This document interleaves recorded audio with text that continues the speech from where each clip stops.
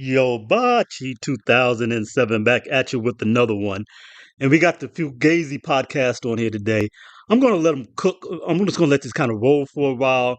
And I'm not going to do as much commentary as I normally do. I'm going to allow there to be even longer stretches because the guys on the podcast mostly correct the nonsense themselves. But there's a couple of times where they kind of let them get away with some stuff or they respond to it, but they don't really uh, enforce it, or I guess what I would say, assert the reality and they allow the women's lives to fly a little, allow them to ride a little bit.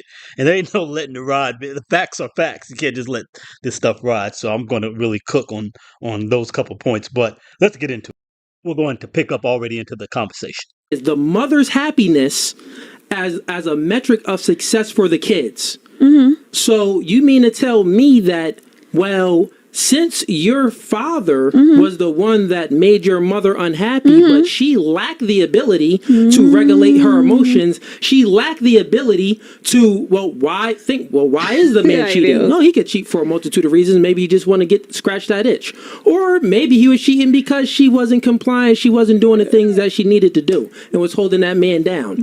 But cheating isn't the end all be all of a relationship. When it's a marriage, it's till the end. It's till death do its part, through broke, rich or poor, through all of that other stuff, till death, all of it.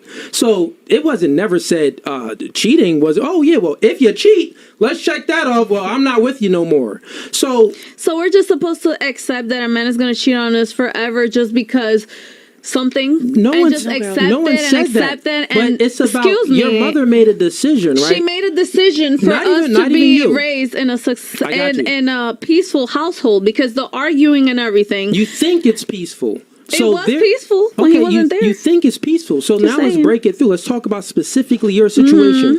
Women are higher in trait neuroticism than men. Women are feminine. The kids you agreed to, they really don't listen to the mother. So men are the disciplinarians. Men keep their daughters off of stripper poles and their sons out of prison. It is what it is. So, and it's statistics on it that back it up. That's statistics of the United States, right? I got you, but your mother... Okay, I'm just saying. All right, we're going to take a stop right there. It's all, as I said in another video just recently, there's always a pushback to the facts. It's always a pushback to reality. Show me some statistics in anywhere. First of all, most of the rest of the world has very little of this baby mama, women-run neighborhoods, this mass societal women-run neighborhoods to even really worry about that situation or to take a look at what that looks like. But to the degree they do, show me anywhere where women running households produces the best outcomes for children. You can't do it. She don't have any information or statistics for that, but she has to have some kind of pushback, so facts cannot be facts. It's always like that with these kinds. That's going to be a theme here. Absolutely no accountability from these women. That's why nothing has changed over the last 40 years with things going into the toilet with single mother-led households. While we're stopped, why don't you guys go ahead and stop and take a moment to like me up, subscribe, hit the notification bell. If you go ahead and hit that like button, we'll get right back to the program. Because my parents are not from here, it's totally different. Totally fine. All I'm saying is this. Okay, your mom... The reason why in this world you got the reason why you have two baby fathers and you have two kids. That's the reason, because you wasn't raised in a two-parent household. Right. You didn't have a father to guide you through life. I agree you didn't with have a father to instill certain traits and behaviors in you so you can see the red flags and dismiss those red flags. I agree with that. But you was raised in a single mother household. Right. So imagine if you had your father to give you that masculine guidance. So therefore, your mother was only seeking her happiness, but now you got two kids with two baby fathers and they don't got no father in their life. Can I give you a part two? Because of, my mother was unhappy. That doesn't make any sense. Can I give you a part two? If that's the metric of success, it's an L. Mi amor, can I? I'm glad he's making this point. I've long wanted to make this, or I have made it here or there, but probably not within my program on this channel. Women always talking about their happiness. Their happiness is the utmost above everything else. They don't care what happens to their children. They don't care about any commitment before God. They're all God-fearing, but they don't follow anything that has to do with what God has prescribed for marriage, for being married forever, for submission, for making sure that children are raised in the proper authority and under the proper guise. Whatever makes them happy is the only measure of anything that matters. Nothing else matters whether or not I'm happy. And they made up this lie. If the mom's not, if I'm not happy, then the children can't be raised right in a good environment. Lies. Lies from the pits of hell. Lies that defy human history of all of what we know of plenty of women, plenty of families where in the past decades, children were raised up and the wife nor the husband might not have been happy for a lot of the years of the marriage. It doesn't change that they raised successful children as far as not whether they made $100,000 once they grew up and were business successes. Successful mean thriving, productive, decent members of society who are not living self-destructive lives. That's successful. And this other chick's going to push back against success later. So let me just go ahead and let it roll, because then I'll get more to this point again later. But the whole the whole ideal that the parents' happiness, the mom's happiness is the only measure of any reasoning for doing anything is absurd, and it's just self-serving by very selfish, feminist-minded women. Can I give you a part two? There's no part two to it. Yes, there is. Okay, what's the part two to the They got together when I was 14 years old. Okay, yes. I traveled to DR. I was in their 2-parent household, and it was super toxic. I had to separate fights, jump on my dad to separate them and everything. And at the end of the day, I had to leave my home for my safety. You understand what I'm saying? He was not a real man. He was not a man that would instill anything in me. Guess what? He was a man that wanted everybody. He wanted to overpower everyone. Everybody was his slave in his house, and if you didn't do what he wanted you to do, he would resort to violence. He would resort to physical and mental abuse. Guess what, Angelica? He was not a real man. So don't tell me that if my mom and dad was together, I would be better, because I was not. Because I lasted there for maybe 2 years, and I had to leave my home for my let's land this plane. Angelica, and my mental peace. Your mother, she picked wrong. Chose that man. Exactly. She chose that man. So she chose an inadequate dude. So guess what? Did your mother have a father in her life? Yes, she did. Okay, well, the father didn't do his job. Ay, Dios mío. You better not get on my grandpa. Grandpa didn't do. But that's the issue. That's the issue. But you're a single parent mom.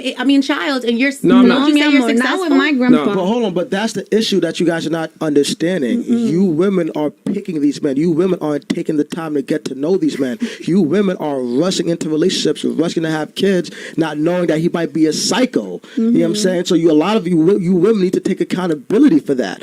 You know what I'm saying? You're not gonna know a person. You're not gonna fully know a person in 1 to 3 months. You gotta hang out with them. You gotta talk to them. You gotta really feel them out. And a lot of you chicks, y'all move fast. But do you? Yeah, hold on. I'm not finished. A lot of y'all chicks, y'all move fast. You get all in your emotions. You guys get all in your emotions. You know what I'm saying? Because he said the right things and the sex was good, and you guys and all logic goes out the window. You know what I'm saying? You guys say y'all mature faster, right? But clearly it hasn't worked in your favor, because you guys still can't pick the right motherfucking dude. But one last thing I'm going to say, though, is that we're saying that most of these people are coming from a 2-family home and they're more successful. But do you guys realize that there's less successful people than successful people? Let's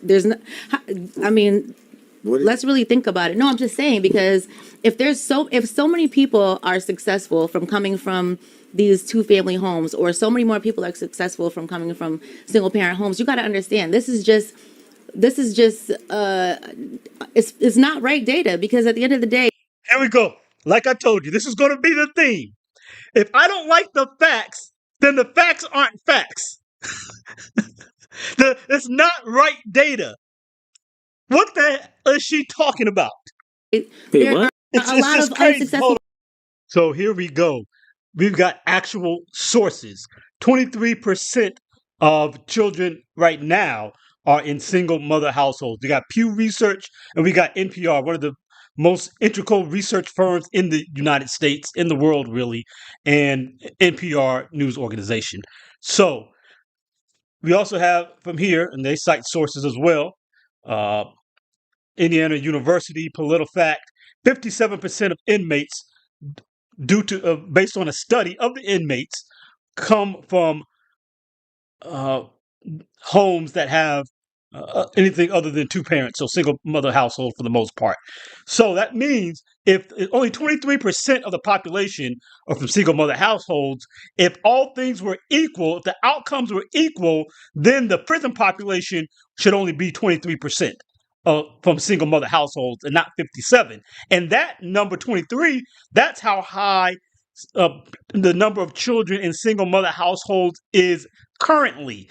This really represents people who are already grown. So when they were growing up, that number was lower. So right now it's 250% higher than the current number of kids in single mother households. But if you lag the data back to when these people in prison now were kids, that 23% was even lower. So really, this is about a 300% overrepresentation of the children of single mothers going to prison. That's what this shows. That means if you grow up in a single mother household, that's like 300 times, 300%, not 300 times, but 300% more likely to end up in prison.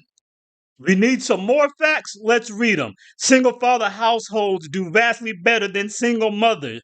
Here's the reason why. The consensus is the mothers typically matter. No, sorry. The consensus is mothers typically make better parents than fathers, yet single fathers do better than single mothers. Here's why. Let's look at some of the factors. We can read that up there if you want to, but let's get straight to the data. In single mother household, you're 5 times more likely for your children to commit suicide, 9 times more likely for the kids to drop out of high school, 10 times more likely to abuse chemical substances, 14 times more likely to commit rape. See, again, these toxic men that women talk about, they raise the toxic men that they complain most about. They come from you. You raised them to be like that. 20 times more likely to end up in prison. 32 times more likely to run away from their toxic single mother. And does she have any stats or any facts? Absolutely not. It's not true. The data's wrong because her feelings say so. Because she doesn't want to agree with it because it doesn't fit her feminist narrative. So it must not be true because of her ego. People. There are a lot of people that are homeless. There are a lot of people that are on drugs. They're in mental institutions. And Jada, that point proves that children do better in two parent households, because you just said that, well, there's people out there that, no one's really successful. And it's stats, 100, what is it? Only 20% of the population makes $100,000 a year. That's a statistic, right? So you're right. Most people aren't successful. She's wrong. That's not what the issue at discussion is in the first place, homeboy. It's not about whether or not you're financially successful. It's about whether you are a thriving and productive member of society rather than one of these people out here committing suicide, running away from your toxic mom, going to prison, finishing high school. This is the kind of quote unquote success that is demonstrated. It's not about success financially. It's about health and being a productive, decent member of society. Not out here raping people because your toxic single mama didn't raise you to know how to hold your emotions. And if you don't get what you want, you don't go and take it from a woman. But because women don't believe that they should have to contain their emotions, and we see how erratic so many of them are, especially these single mom types talking this nonsense. So this is a point where the brother on the No Fugazi podcast just completely dropped the ball and letting them get away with complete nonsense. But he was most of the time they hitting them on the head. But I don't know why he let that ride and say she was right. She's absolutely wrong. She couldn't be more wrong. Most people aren't successful. But those people that are failures, as you're saying, if you're saying they're failures, they also come from two-family homes as well. There's no telling. People go through the probability. So you know the difference between probability and possibility? Don't play with me. No, I'm sorry, but you do know the difference between probability and... No, she absolutely does not. That's the problem. These chicks are not. These are the women who are running circles around us. She has no clue and does not deal with logic. Nothing matters but her feelings. No matter what I say, you're gonna want to be right. So let's just leave it at that. I don't want to be right. I'm really Clearly she just wants to be right. Really just trying to Right, educate. So just have it. two parent households and single father households, they have the same probability of leading good members, of raising good members of society. It's okay. I'm gonna bring my paperwork next time. So- I'm gonna read it. She's going to bring some paperwork. Look at it. Oh man, such a beautiful package. Such an empty head. Such a empty spirit. She's got to always have sign language, shame, insult, guilt, and of course, this need to be right with that smug look on her face while she's sounding absolutely stupid with no point and anti-factual. I had a whole nother piece to get into. So we're going to do a part 2 because this video is already running long. I didn't expect it to go this long. My commentary was longer than I expected. So we're going to finish about women wanting to believe their feelings over facts in a part 2 video. And we'll continue in that as I'm going to go ahead and stop here. Do me a favor before we stop, like me up. Hit the subscribe button. Like me up if you stayed. Notification bell. Also, if you stayed this long, do me a favor. I'm getting close to where I could get monetized if I'm getting enough viewership within a time box. It's a moving target because it's the last 365 days, and every day old views drop off and new views have to replace it. But it got to be even more for me to catch up to where I need to be. Go ahead and check out another video. If you like this video, if you stayed to the end, you're gonna definitely like other stuff on my page. There's no doubt about it. Either take a look at one of these 2 videos at either corner that I have posted here for you that I think you like, or come to the front page of Yobachi 2007, click this videos thing, and scroll down here and see what you like. Appreciate it. Yobachi 2007. I'm out.